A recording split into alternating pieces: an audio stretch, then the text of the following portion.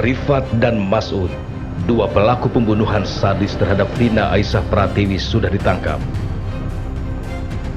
Kepolisian masih menggali lebih dalam motif keduanya menghabisi nyawa Vina Aisyah.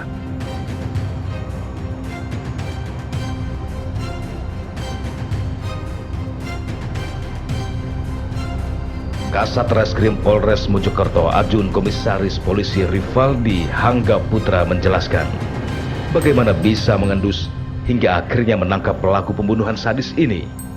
Kami mendapatkan informasi bahwa yang bersangkutan ini memiliki satu buah handphone dan satu buah kendaraan bermotor yang itu tidak kita temukan di lokasi. Nah, berangkat dari sana didukung oleh informasi juga dari rekan kerja korban, teman dekat korban, bahwa yang bersangkutan sering parkir di salah satu lokasi parkir di Jalan Arteri Porong Sidoarjo. Paginya pada saat hari ditemukan korban di daerah Pacet, itu motor sempat diambil oleh seseorang.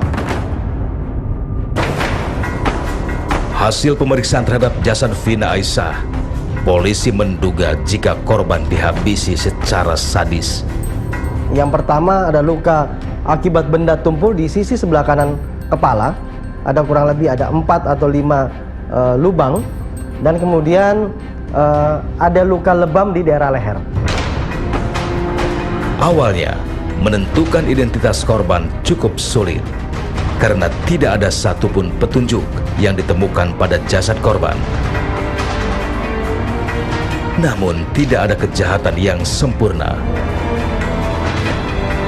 Polisi menemukan secari kertas yang terdapat sejumlah nomor telepon.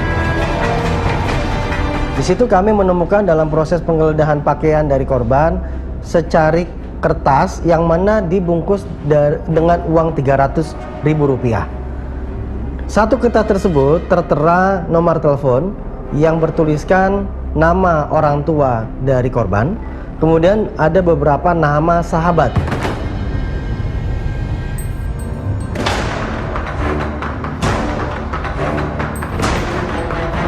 Penangkapan kedua tersangka dilakukan kurang dari 24 jam setelah penemuan jasad Vina Aisyah.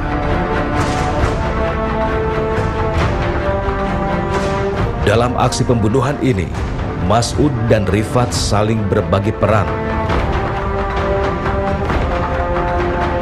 Mas'ud berperan sebagai otak pembunuhan dan memancing korban untuk bertemu. Sedangkan Rifat berperan membekap korban saat berada di dalam mobil. Tim menyingkap tabir sempat menemui Mas'ud Adi Wiratama dan Rifat Rizatun Rizan. Kepada kami, Mas'ud memang sudah merencanakan menghabisi nyawa Vina Aisyah.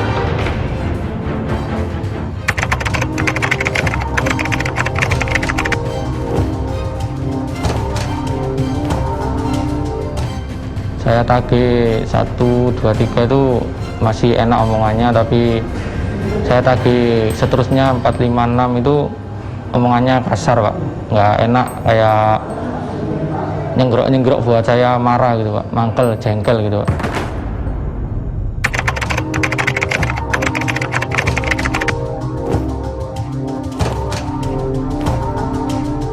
Ya kurang lebih 40, Pak.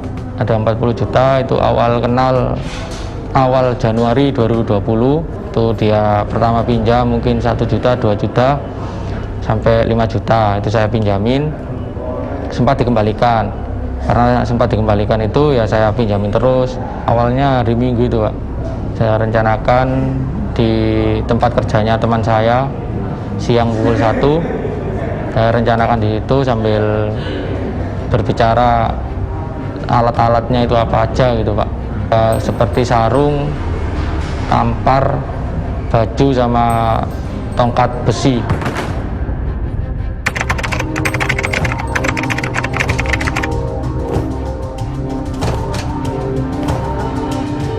Ada kayak rasa nyaman, itu rasa suka juga ada. Saya juga kasihan kalau dia cerita sama saya, Pak. Dia cerita tentang masalah sama kakaknya, terus dia juga buat bangun rumah sama buat cicilan sertifikat yang digadaikan. Selain mendengar keterangan langsung dari Mas'ud Adi Wiratama, kami juga sempat menemui Rifat Rizatun Rizan. Kepada kami, Rifat menjelaskan kenapa ia bisa terlibat ke dalam pembunuhan Vina Aisyah.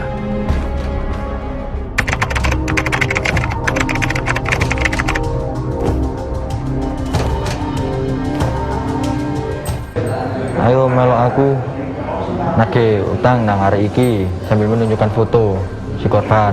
Terus kalau ditagih nggak dikasih, dieksekusi. Terus ntar kalau dapat HP sama motor bagi 2 hasilnya.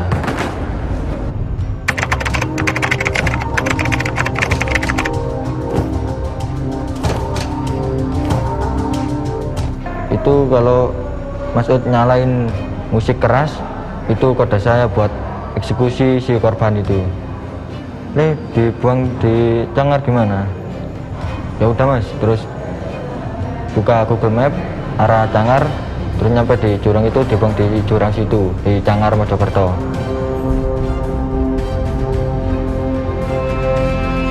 Vina Aisyah Pratiwi, gadis belia yang dihabisi di tol Singosari, kemudian dibawa menuju wilayah Pacet, Mojokerto untuk dibuang.